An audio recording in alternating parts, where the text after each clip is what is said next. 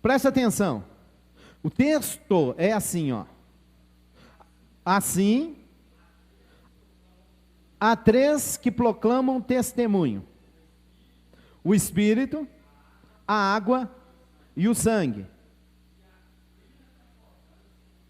E a plena concordância entre os três. Essa tradução é a tradução judaica. É esse o texto. Aí alguém, eu não vou ser bonzinho, não vou falar por quem que ele estava sendo usado não, mas enfiou a partir do século XVI, tá? Nesse texto, enfiou no meio do texto uma coisa, que é assim, ó, há três, que esse era o texto, aí enfiou nesse pedaço aí para frente. Há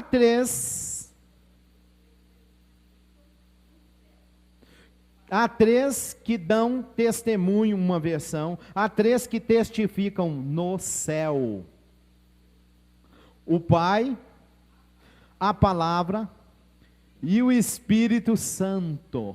E estes três são um. Enfiaram isso dentro da Bíblia, enfiaram isso. Você pega uma versão grega da Bíblia que tem comentário, você vai lá no rodapé desse texto, você vai ouvir: esta parte do texto apareceu a partir do século XVI. Não existe isso aí dentro. Tem Bíblia que você vai encontrar um colchete aí, ó. Tem Bíblia que tem um colchete, a partir de exatamente do que eu falei. Há três colchetes. Aí ele termina na terra, não é isso? Por que esse colchete? Porque isso não existe nos textos originais, mais antigos. Simples assim. Ah, irmão, a Bíblia fala de uma trindade. Nunca falou disso, nem nesse texto, e lá atrás muito menos. E lá está falando de dois. Depois aí, nossa irmã que faz a edição, pode colocar lá nessa pegada da Bíblia lá e colocar aí para a gente ver. Ou, quem vai estar assistindo. Amém?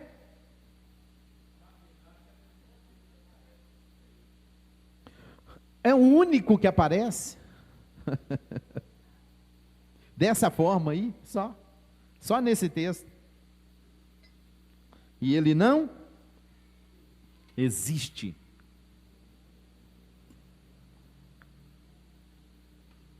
Deixa eu falar uma coisa aqui, aproveitando. Vamos acelerar. Esse é o único texto que vai aparecer três. O outro texto que vai aparecer três, claro, também não existe, que é Mateus 28. Mateus 28, 19. Existe uma suposta menção de Yeshua, ordem de Yeshua para fazer um batismo em nome de Pai, Filho e Espírito Santo. Isso não existe na Bíblia. Isso não tem na Bíblia. Isso foi inserido na Bíblia a partir do concílio de Nicéia. Tá? Concílio católico chamado Nicéia, ano 325. Enfiaram dentro do texto de Mateus esta afirmativa. Não existe lá. Rabino, você me prova isso?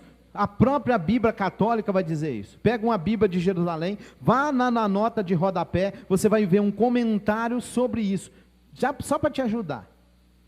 Segundo, pega textos chamados históricos. Por exemplo, Eusébio de Cesareia, um antigo pai da igreja, ele vai citar nos seus escritos, Mateus 28, 19, todas as citações dele, até o concílio de Nicéia, ele sempre mencionou que Yeshua tinha dado uma ordem para seus discípulos, e que era feito um batismo em nome dele. A partir do concílio de Nicéia, que ele vai citar Mateus 28, 19, falando da ordem de Yeshua, ele vai mencionar um batismo em nome do Pai, Filho e Espírito Santo. Conclusão?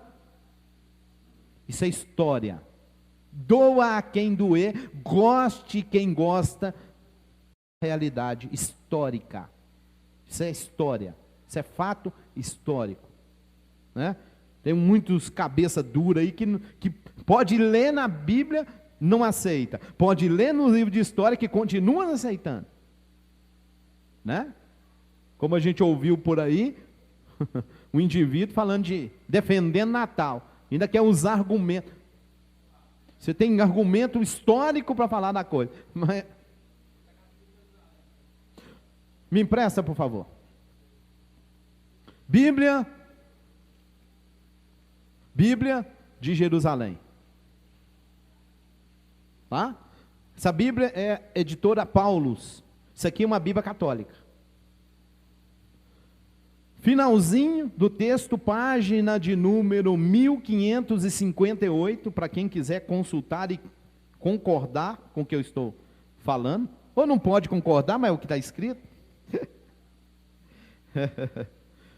O texto tem uma referência lá no texto, tá? A referência é a letra C, tá? O texto é o verso 19, e portanto fazei de todas as nações se tornem discípulos, batizando-as em nome do Pai, do Filho e do Espírito Santo. Letra C. Aí eu desço num comentário, letra C. É possível que, em sua forma precisa, esta fórmula reflita a influência do uso litúrgico posteriormente fixado na comunidade primitiva, liturgia posterior fixada, porque não existia no início, na comunidade primitiva. Sabe-se, isso é comentário da Bíblia Católica, sabe-se que o livro dos Atos fala em batizar em nome de, ele cita aqui, Jesus. E cita o texto, Atos 1:5, 2:38. Mais tarde, deve ter se estabelecido a associação do batizado às 3 pessoas da Trindade. Mais tarde, porque não era isso o início. Quaisquer que tenham sido as variações nesse ponto, a realidade profunda permanece a mesma. O batismo une a pessoa de Jesus Salvador. Ora, toda a sua obra salvífica procede do amor do Pai e se completa pela efusão do Espírito. Bíblia de Jerusalém, página de comentário 1758. Goste, aceite. Existe então ali uma fórmula batismal usando uma trindade? Não. Tá? Liturgia enfiou ela no texto depois. Não vou entrar em muito detalhe. Yeshua manda fazer uma coisa, os discípulos desobedecem? Não, porque é o seguinte, irmão, não vem com conversa não, isso é fato. Yeshua não falou o que está escrito aí. Quer você goste, quer você não. A realidade é essa. Isso foi enfiado aí dentro para sustentar um paganismo infiltrado na igreja depois, posteriormente. Como aquele outro texto foi enfiado mais ainda na frente. Amém? Isso é Bíblia. Como é que ficou o texto então? O texto que a gente tem em hebraico diz o seguinte: disse Yeshua, toda a autoridade me é dada nos céus e na terra. Ide e fazei discípulos em meu nome. Nem batismo tem aí. Tá? Nem batismo existe aí. Tá?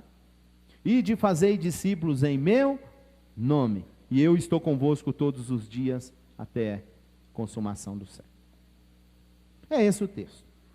Volta para cá. Bereshit, capítulo 47, verso 28.